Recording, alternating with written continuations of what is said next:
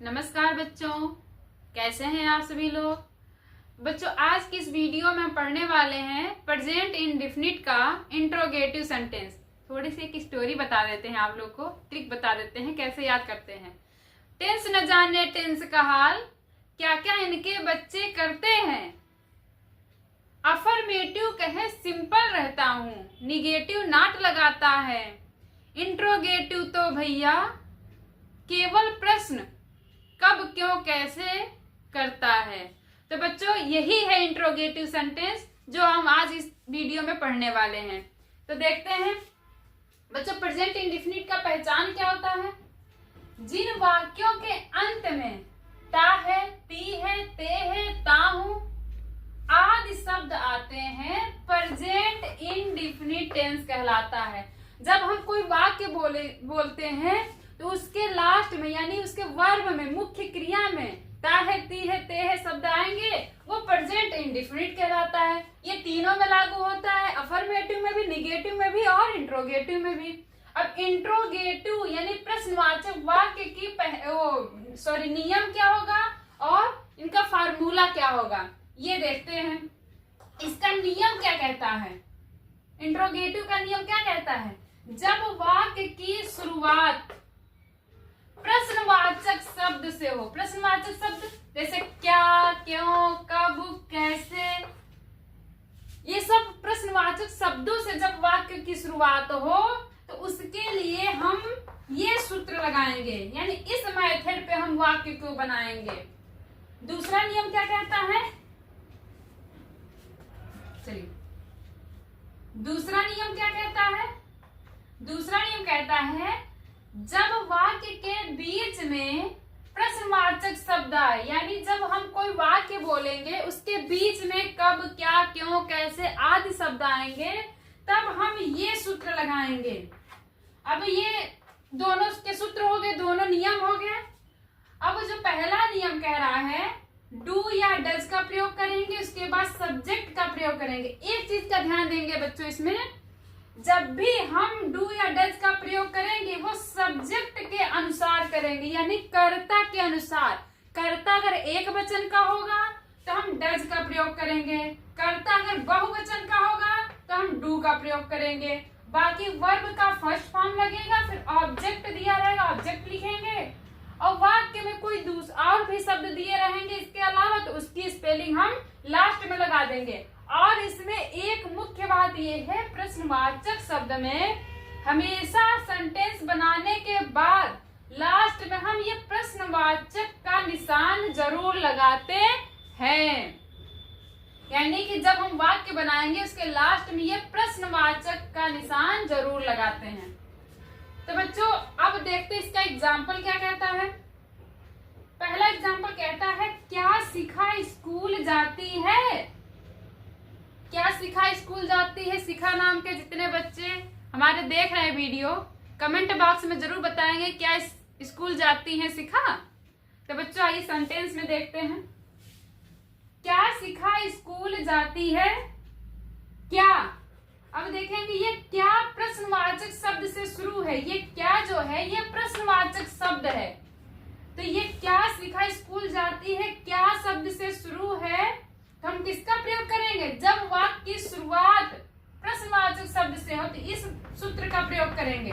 तो क्या शब्द से शुरू है तो ये वाला फार्मूला लगाएंगे। तो क्या कहता है, डू या डज का प्रयोग करेंगे, किसके अनुसार, कर्ता के अनुसार। कर्ता इसमें कौन है, शिखा, यानी कि जिसके द्वारा कोई काम किया जा रहा है। तो शिखा के अनुसार हम डू या डज का प्रयोग करेंगे। और शिखा एक नाम है और नाम हमेशा एक वचन कर्ता में आता है। तो क्या, अब शिखा एक वचन है तो क्या के लिए हम किसका प्रयोग करेंगे, डज का प्रयोग करेंगे। डज का प्रयोग हो गया। अब लिखेंगे सब्जेक्ट, सब्जेक्ट इसमें क्या है, शिखा, तो लिखेंगे शिखा। फिर क्या लिखेंगे, वर्ब का फर्स्ट फॉर्म, वर्ब क्या है इसमें, जाती है, यानी कि ती है आया है, इसकी मुख्य क्रिया, वर्ब को बोलते हैं बच्चों मुख्य क्रिया। और जाती है, जाती इसमें वर्ब है तो जाना का स्पेलिंग होता है गो, क्योंकि वर्ब का फर्स्ट फॉर्म में लिखना है। तो जाने की स्पेलिंग लिख दीजिए गो, और कहाँ जाती है, स्कूल जाती है, तो गो टू स्कूल।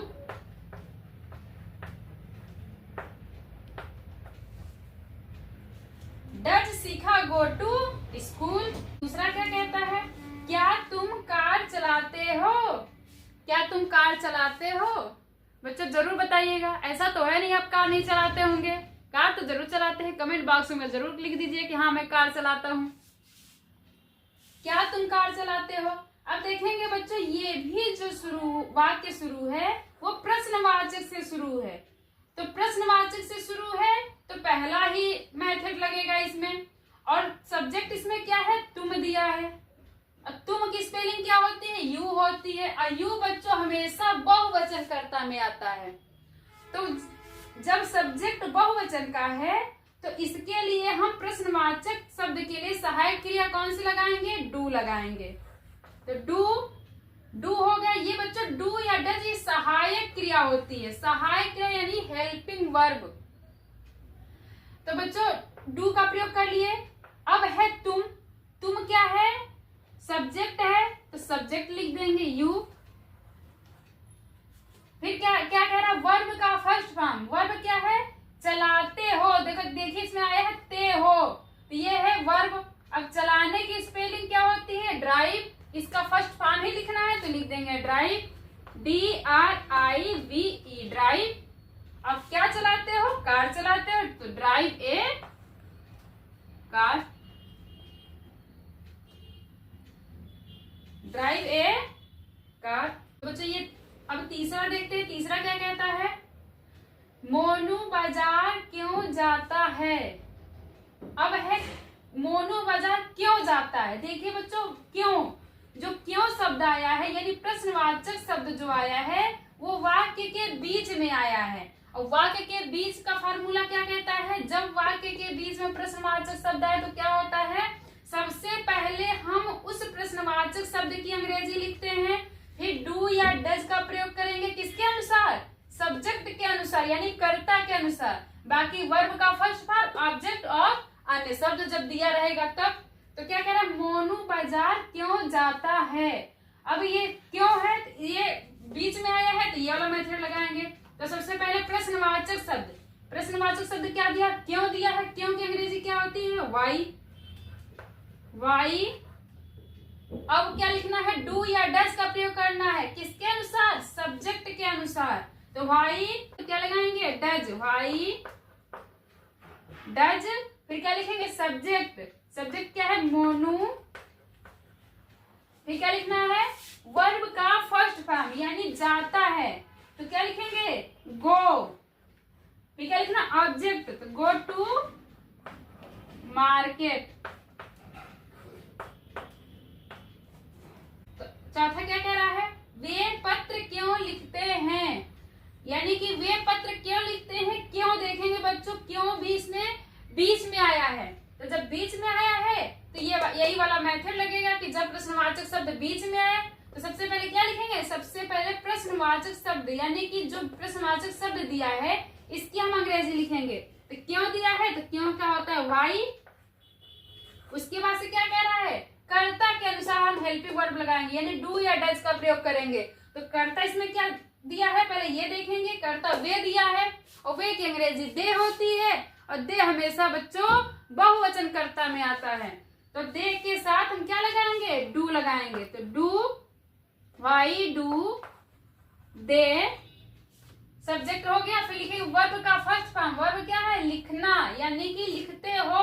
लिखने की स्पेलिंग होती है राइट, WRITE, राइट। फिर क्या लिखना, ऑब्जेक्ट यानी ए, ऑब्जेक्ट क्या दिया, पत्र यानी ए लेटर।